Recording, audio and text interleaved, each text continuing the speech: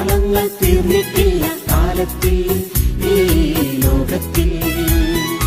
എൻ്റെ പേര് Mary Salvia. ഞാൻ കല്ലേക്കാട് ഇടവയിൽ നിന്ന് വരുന്നു. മോൾക്ക് വേണ്ടിയിട്ടാണ്. അവൾ ഡിഗ്രി പരീക്ഷയിൽ എപ്പോഴും പരീക്ഷ സമയമാകുമ്പോൾ ഞാനിവിടെ മധ്യസ്ഥ പ്രാർത്ഥനയിലും ഫോണിലും വാട്സപ്പിൽ കൂടി പ്രാർത്ഥിക്കാൻ കൊടുക്കുമായിരുന്നു. ഈ പ്രാവശ്യം ഫൈനൽ ഇയർ ആയപ്പോൾ ഞാനത് ശ്രദ്ധിച്ചില്ല, അത് മറന്നുപോയി.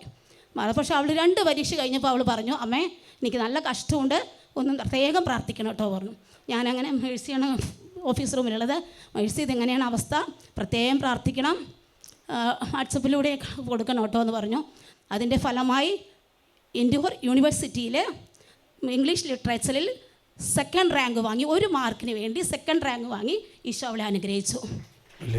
അതുപോലെ തന്നെ അടുത്തൊരു സാക്ഷ്യം, ഞാൻ ഇതിന് മുമ്പേ പറയേണ്ടതാണ്. ഞങ്ങൾ 12 വർഷം കഴിഞ്ഞു ഞങ്ങളുടെ വീട് പണി ചെയ്തിട്ട്. അപ്പോൾ ഉള്ളിലെ ബാത്റൂം പണിതിട്ടുണ്ടായിരുന്നില്ല, പല തടസ്സങ്ങൾ കൊണ്ട്.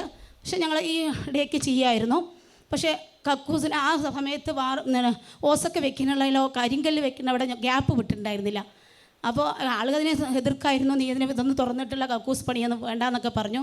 പക്ഷെ അവർ അസ്ഥിവാരമൊക്കെ കീറിയിട്ട് എടുത്തിട്ട് കല്ലൊക്കെ എടുത്തിട്ട് പോയി 20 ദിവസം കഴിഞ്ഞിട്ട് പണിക്കാർ വരുന്നില്ല. അപ്പോൾ ഞാൻ അന്ന് നമ്മുടെ അച്ഛൻ ഉണ്ടായിരുന്നില്ല, മാവറച്ചനായിരുന്നു. അച്ഛൻ എപ്പോഴും പറയാറുണ്ട് മാവറച്ചന് വലിയൊരു പ്രത്യേക ഒരു കഴിവുണ്ട്, അഭിഷേകമുണ്ട് അച്ഛന്. ഞാൻ അപ്പോൾ അച്ഛനോട് അച്ഛാ ഇന്ന അവസ്ഥയാണ്, തടസ്സമാണ് കേട്ടോ അച്ഛാ പറഞ്ഞു. ആ സമയത്ത് അച്ഛൻ പ്രാർത്ഥിച്ചു. പിറ്റേ ദിവസം ചൊവ്വാഴ്ചയായിരുന്നു.